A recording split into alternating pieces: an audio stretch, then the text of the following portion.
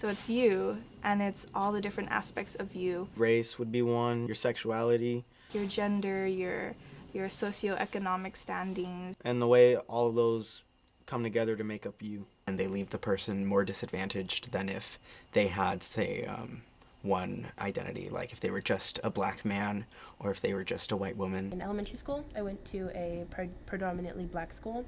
And then coming into middle school and high school, I went to a predominantly Mexican school. And since I can identify with both, there was a little bit of conflict. Like, people would be like, oh, you're not Mexican, or you're adopted, or something like that, because my mom is Mexican and white. So it was going through that struggle with me knowing who I am, and then people saying what they thought I was. Everybody knows that everybody's going through something, that we shouldn't have to be judged on where we come from or what we look like or the clothes we wear. With dress codes, a lot of queer, trans people of color are usually dress coded. The pressure to conform to what society wants us to be. So if you're a female, you're supposed to have your hair long, you're supposed to be wearing, pink. For men, it might be being masculine, being the head of the household.